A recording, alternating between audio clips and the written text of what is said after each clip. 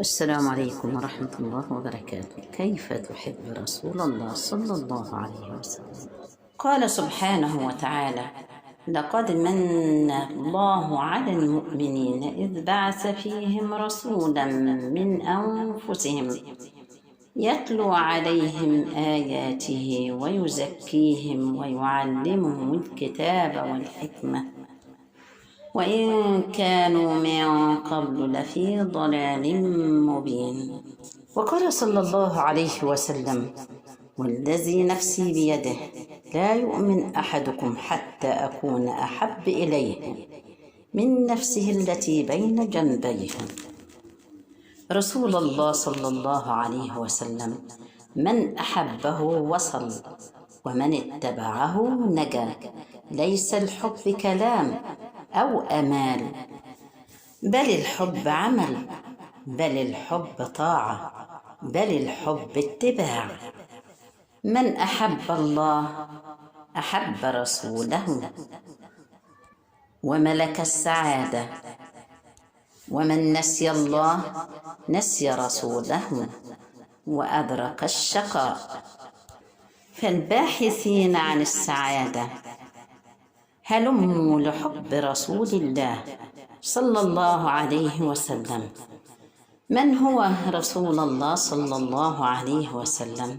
نسبه هو محمد ابن عبد الله ابن عبد المطلب الهاشمي، ينتمي نسبه إلى سيدنا إسماعيل عليه السلام. عمله قبل البعثة عمل في رعاية الغنم، ثم في التجارة، وبعد البعثة قام بأشرف عمل وهو تبليغ الإسلام إلى كافة الناس. خلقه صلى الله عليه وسلم، كان النبي صلى الله عليه وسلم أحسن الخلق لدرجة عظيمة، فكانت قريش تسميه قبل البعثة الصادق الأمين. وأكد سبحانه وتعالى على هذا المعنى في قوله: وإنك لعلى خلق عظيم. الرسول صلى الله عليه وسلم يتحدث عن نفسه ويقول: ألا وأنا حبيب الله ولا فخر، أنا حامل لواء الحمد يوم القيامة ولا فخر، أنا أول من يحرق حلقة الجنة فيفتح الله لي فيدخلنيها ومعي فقراء المؤمنين ولا فخر، أنا أكرم الأولين والآخرين ولا فخر. الرسول عند الله سبحانه وتعالى أعظم خلقه سبحانه وتعالى هو النبي صلى الله عليه وسلم، أحب خلقه سبحانه وتعالى إليه. هو النبي صلى الله عليه وسلم خير من قام بالدعوة إلى الله على وجه الأرض، هو النبي صلى الله عليه وسلم. الله يزكي النبي صلى الله عليه وسلم، فزكى صدره قائلا: ألم نشرح لك صدرك؟ وزكى بصره قائلا: ما زاغ البصر وما طغى. وزكى لسانه قائلا: وما ينطق عن الهوى. وزكى قلبه قائلا: وإنك لعلى خلق عظيم. ويوم القيامة الكل يبحث عن نجاة ليخرج من هول ذلك اليوم، ويذهب الناس إلى الأنبياء، إلى أنبياء الله واحدا واحدا، فلا يشفع لهم أحد من هؤلاء في الموقف حتى يذهبوا للنبي صلى الله عليه وسلم الذي يقول لهم: أنا لها أنا لها. فيقوم النبي صلى الله عليه وسلم ويشفع لأمته عند الله، فيقبل الله سبحانه وتعالى شفاعته ويدخل أمته الجنة، وهي يومئذ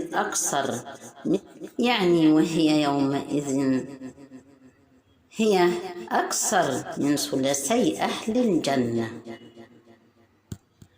الرسول صلى الله عليه وسلم يحبك، وهذا هي الأدلة.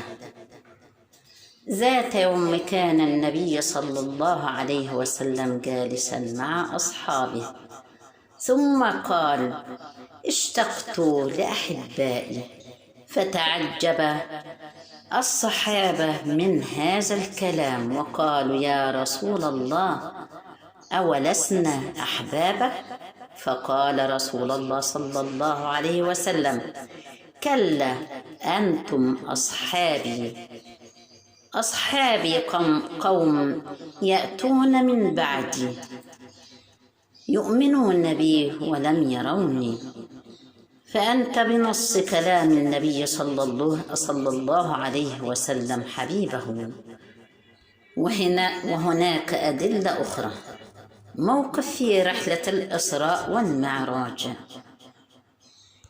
ورجوعه إلى الله سبحانه وتعالى ليسأله تخفيف الصلوات من 50 صلاة إلى 5 صلوات، رحمة بأمته صلى الله عليه وسلم، تيسير العبادة.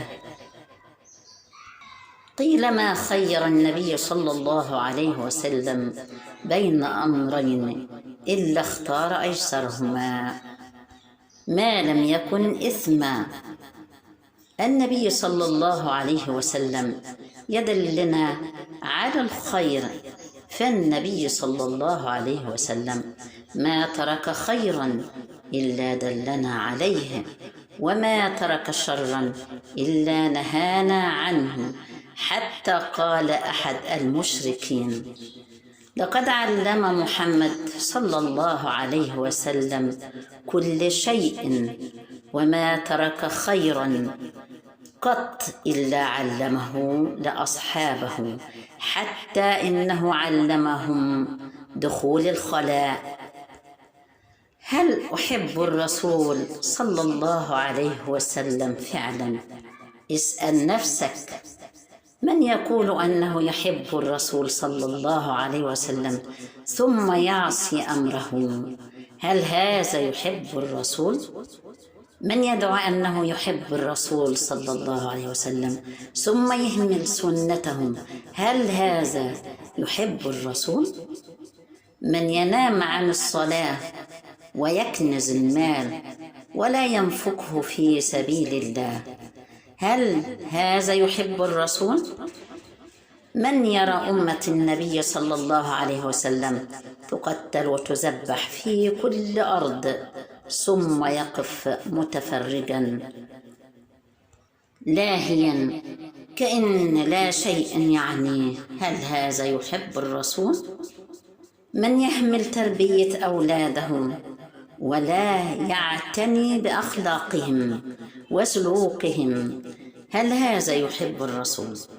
دلائل المحبة: ذلك فإن المحبة لست كلام، فقالوا ولست إحساس أو مشاعر تقول بالنفس وتجيش بالخاطر، بل إن المحبة عمل واتباع وسلوك وخلق. اسأل نفسك: إذا كنت أحافظ على كل ما أمر به النبي صلى الله عليه وسلم فأنا أحب الرسول. إذا كنت أخاف الحرام وأتحرى الحلال في كل جنيه فأنا أحب الرسول صلى الله عليه وسلم. إذا كنت أفعل الخير وأرحم المساكين وأراعي اليتامى فإذا أنا أحب الرسول. إذا كنت أحسن لوالدي وأرحم جيراني فإنه هذا حب لرسول الله صلى الله عليه وسلم. فالمؤمن يكسب الكل بصدقه، وبصدقه ينجو بأمر الله، فالمؤمن لا كذب أبدا. وقال صلى الله عليه وسلم: إن الصدق يهدي إلى البر، وإن البر يهدي إلى الجنة، وإن الرجل ليصدق حتى يكتب عند الله صديقا، وإن الكذب يهدي إلى الفجور، وإن الفجور يهدي إلى النار، وإن الرجل ليكذب حتى يكتب عند الله كذابا. ونصرة المظلوم، نصرة المظلومين من صفاته صلى الله عليه وسلم. أجل موقفه يوم جاءه أعرابي يشكو أبو جهل إنه أخذ ماله ولم يرده إليه، فما كان من النبي صلى الله عليه وسلم إلا أن ذهب إلى دار أبي جهل وطرق عليه بشدة، فلما فتح نهره قائلا له: أعط هذا الرجل ماله. فما كان من أبي جهل إلا أن رد الحق لصاحبه. قال صلى الله عليه وسلم: من فرج عن مسلم كربة فرج الله عنه كربة من كرب يوم القيامة. وأمرنا صلى الله عليه وسلم أن نأمر بالمعروف وننهي عن المنكر، وكان صلى الله عليه وسلم يأمر وينهي بالحكمة. وقال صلى الله عليه وسلم: والذي نفسي بيده لتأمرن بالمعروف ولتنهون عن المنكر، ليوشكن الله أن يبعث عليكم عقابا منهم ثم تدعونه فلا يستجاب لكم. وغض البصر هو من أهم الأخلاق في الإسلام لخطورتها. قال سبحانه وتعالى: كل المؤمنين يغضوا من أبصارهم، إلى آخر الآية. وقال صلى الله عليه وسلم: لا تتبع النظرة بالنظرة، فإن لك الأولى ولست لك الآخرة، فلا تكون كسول أو كسولة عن الدعوة. فإن وجدت جار في مشكلة فقف بيوت جواره، فإن وجدت رجل يسب الدين فكن إيجابي وانهاه عنه، وإن وجدت امرأة متبرجة فكن إيجابي وأظهر غضبك على حرمة الله. فإن وجدت من يجلس لغيبة ونميمة فانهاهم عن هذا الأمر.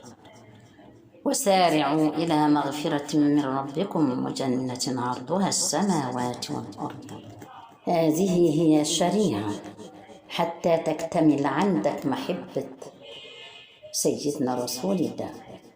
لابد أن تكون على فهم أول هذا، والفهم هو معرفة صفحات المنهج الذي جاء به وملامح هذا الشرع الذي دعا إليه. والسلام عليكم ورحمة الله وبركاته.